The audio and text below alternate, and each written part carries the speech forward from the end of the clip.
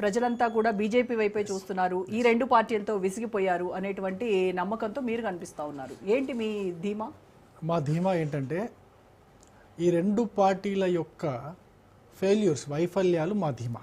మొట్టమొదటిది వాళ్ళ వైఫల్యాలు, ఒకటి వాళ్ళ యొక్క మోసాలు, అంతకుముందు బీఆర్ఎస్ హయాంలో జరిగిన మోసాలు, ఇప్పుడు కాంగ్రెస్ హయాంలో జరుగుతున్నటువంటి మోసాలు. అది మూడోది, ఈ రెండు పార్టీలు అధికారం కోసము తాపత్రయపడుతూ ఇద్దరు కూడా కుమ్మక్కయ్యి ప్రజల దృష్టిని ఏ విధంగా మరలుస్తున్నారో ఆ విధానము.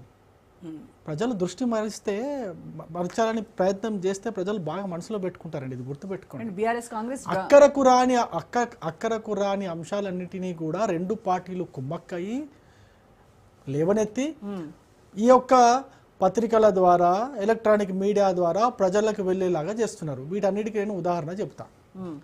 మొట్టమొదటిది రేవంత్ రెడ్డి గారి గురించి మాట్లాడాలి. ముందు సరే మన పాదయాత్ర అంశం గురించి మాట్లాడుతున్నాం కాబట్టి నాకు ఒక చిన్న అబ్జెక్షన్ ఉన్నది. మీ వెనక అయితే స్క్రీన్ కనిపిస్తుంది, అందులో బండి సంజయ్ గారి ఫోటో కనిపించట్లేదు. ఎందుకంటే తెలంగాణ రాష్ట్రంలో అత్యంత ఎక్కువ కిలోమీటర్లు పాదయాత్ర చేసింది బండి సంజయ్ గారు. ప్రజా సంగ్రామ యాత్ర ద్వారా 6 విడతలుగా పాదయాత్ర చేసి ప్రజల వద్దకు వెళ్ళి ప్రజా సమస్యలు తెలుసుకొని కేసీఆర్ గారి నియంతృత్వానికి వ్యతిరేకంగా, బీఆర్ఎస్ పార్టీ యొక్క అక్రమాలకు వ్యతిరేకంగా, బీఆర్ఎస్ పార్టీ ఇచ్చినటువంటి అమలు చేయలేనటువంటి హామీలకు వ్యతిరేకంగా కొట్లాడినటువంటి వ్యక్తి, అత్యంత ఎక్కువ పాదయాత్ర చేసినటువంటి వ్యక్తి.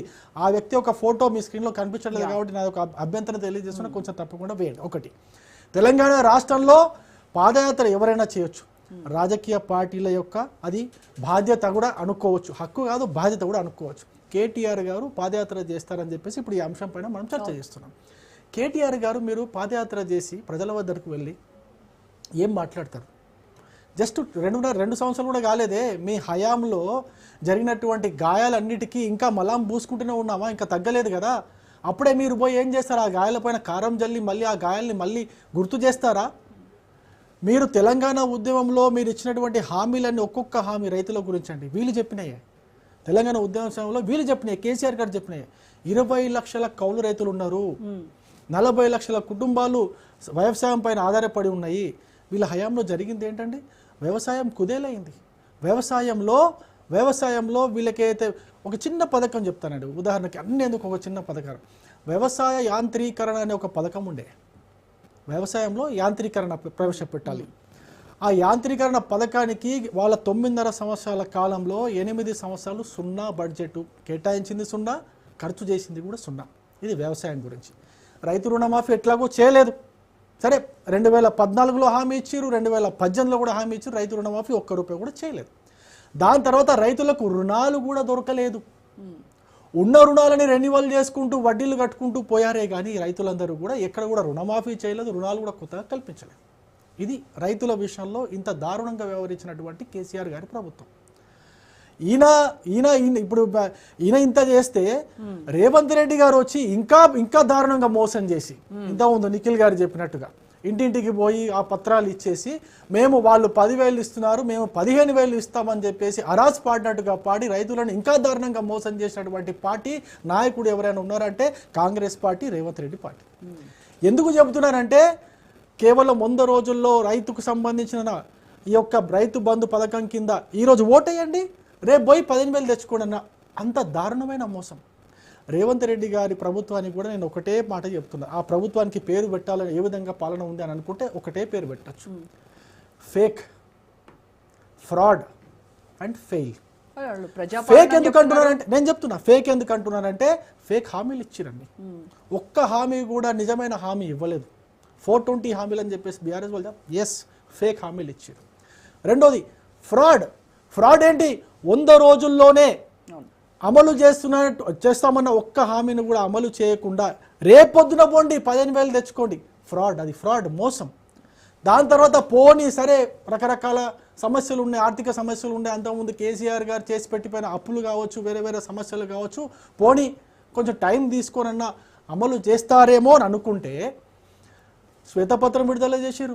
సంవత్సరం అయిపోయింది, 100 రోజులు హామీ పక్కన పెట్టేసేయండి, సంవత్సరం అయిపోయింది, 2 సంవత్సరాలు అయిపోయింది, ఇప్పటి వరకు కూడా వాళ్ళు ఇచ్చినటువంటి హామీల్లో ఒక్క హామీ కూడా అమలు చేయకుండా ఫెయిల్ అయినటువంటి గవర్నమెంట్ ఏదైనా ఉంది దేశం మొత్తం మీద అంటే కాంగ్రెస్ ప్రభుత్వము తెలంగాణలో రేవంత్ రెడ్డి గారి ఆధ్వర్యంలో నడుస్తున్నది. ఇందులో ఎక్కడైనా ఎవరికైనా మన డౌట్ ఉంటే నాతో ఇప్పుడు మరి మానవతరాయ్ గారు చెప్పినవి ఈయన చెప్పిన తర్వాత ఈయన ఏం చెప్తున్నాడు, నాకు నవ్వు వస్తుంది. మానవతరాయ్ గారు చెప్తుంది ఏంటంటే ముద్దకి తలుచుకుంటున్నారు తెలంగాణ ప్రజలు అంటున్నారు. ముద్దకు తలుచుకోవట్లేదు, తిట్టుకుంటున్నారు, బూతులు తిట్టుకుంటున్నారు. ఎందుకు తిట్టుకుంటున్నారో మీరు నిన్నగాక మొన్న పెట్టినటువంటి 22A 4 లక్షల ఎకరాల భూమి హైదరాబాద్తో సహా 22Aలో పెట్టిరండి. 22Aలో పెట్టిరు. వాళ్ళు కనీసం ఎవరికైనా అవసరం ఉంది పెళ్లికో దేనికో సావుకో డబ్బులు అవసరం వచ్చి ఏదైనా స్థలమో పొలమో అమ్ముకుందామంటే అమ్ముకోలేని పరిస్థితి. మీరు ఏం చెప్పారు సార్, ధరణిని తీసేసి దాంట్లో మొత్తం సంస్కరణలు తీసుకొచ్చి అందరికీ అనువుగా చేస్తామని చెప్పారు. ఎటుపోయింది సార్ మీ హామీ, ఏమైంది సార్? అరే ఇప్పుడు ప్రభుత్వ ఉద్యోగులండి, వాళ్ళ విరమణ పొందిన తర్వాత వాళ్ళ డబ్బులు ఇవ్వడానికి కూడా సతాయిస్తే ఎట్లా?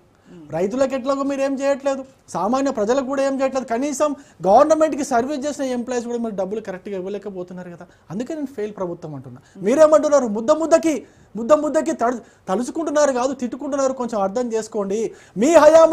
మీ హయాంలో కాంగ్రెస్ పార్టీ రేవంత్ రెడ్డి గారు అధికారంలోకి వచ్చిన తర్వాత మార్పు ఏదైనా జరిగిందా అంటే ఆ మార్పు కేవలం ఆర్టీసీ బస్సుల్లో మగవాళ్ళను కూడా గౌరవించండి, వాళ్ళకు కేటాయించిన సీట్లలో వాళ్ళని కూర్చోబెట్టండి. ఈ మార్పు తప్ప ఏమైనా జరిగిందో చూపించండి. ఓకే, తెలంగాణ ప్రజలు అడగండి. మీరు ఇందాక అన్నారు కదా వాళ్ళ వైఫల్యాలే మాకు సోపానాలు అన్నారు. నేను అక్కడికి వస్తున్నా.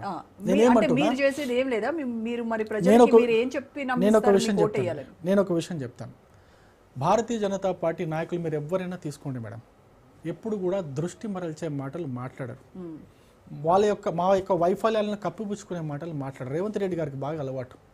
ఆయన చేయలేక ఆయన వైఫల్యాల్ని కప్పిపుచ్చుకోవడానికి కిషన్ రెడ్డి గారి పైన లేదా మా బీజేపీ మంత్రులపైన వేయడానికి, వాళ్ళపైన పొరపాటును వాళ్ళపైన తోసేయడానికి అంటే బురద జల్లే ప్రయత్నం చేస్తున్నారు. దాని ద్వారా ఏమవుతుంది, మీరే అనేక సార్లు కంట్రోల్ తప్పి ఆ నాలుకకి కంట్రోల్ లేక తెలంగాణ ముఖ్యమంత్రిగా నేను ఢిల్లీకి పోతే దొంగను చూసినట్టు చూస్తున్నారు, కాళ్ళకు చెప్పులు ఎత్తుకపోయేలాగా చూస్తున్నారు అని చెప్పేసి మీరే తెలంగాణ రాష్ట్రం యొక్క రెప్యుటేషన్ మీరే ఖరాబ్ చేసి మీరే దాన్ని అంత మొత్తం నాశనం చేసేసి అదో సివిల్ స్కోర్ మైనస్ అయింది అంటారు కదా, అట్లా మైనస్ చేసేసి కిషన్ రెడ్డి గారి పైన లేకపోతే బీజేపీ పైన తోసేస్తే ఏమవుతుందండి? ప్రజలకు తెలియదా? ప్రజలకు అర్థం కాదా? అంత కూడా తెలంగాణ ప్రజలు విఘ్నులు కాదా? నేను ఇంకో విషయం కూడా చెప్తున్నా. మీ హయాంలో రేవంత్ రెడ్డి గారు ఇంతవరకు విద్యాశాఖ మంత్రిగా ఉన్నారండి. ఇప్పుడు సీజన్ స్టార్ట్ అయింది, ఇంజనీరింగ్ 3వ కౌన్సిలింగ్ కూడా అయిపోయింది. ఇంజనీరింగ్ సీట్లు వచ్చిన వాళ్ళందరూ కూడా ఫీజులు కట్టాలా, ₹1,00,000 1,00,000 అటు ఇటుగా 10,000 అటు ఇటుగా కట్టాలా. ఒక్కరికి కూడా ఫీజు రియంబర్స్మెంట్ వస్తుందో లేదో తెలియదు. ఇప్పుడు నేను ఎగ్జాంపుల్ నేను ఒక పేద రైతు కుటుంబం నుంచి వచ్చిన, నేను ఏదైనా కాలేజీలో నాకు 3వ కౌన్సిలింగ్లో 2వ కౌన్సిలింగ్లో నాకు సీట్ వచ్చింది. ఇంతకు ముందు వరకు ఏమవుతుండేనంటే ఆ ఫీజు రియంబర్స్మెంట్ పోను 30,000 20,000 రూపాయలు కట్టి రిపోర్ట్ చేస్తే సీట్ ఫిక్స్ అయ్యేది. ఇప్పుడు ఏం చేయాలి, మొత్తం ఫీజు కట్టాలి, ₹1,00,000 మొత్తం కట్టాల్సిందే. కడితేనే ఆ సీటు రిజర్వ్ అవుతుంది.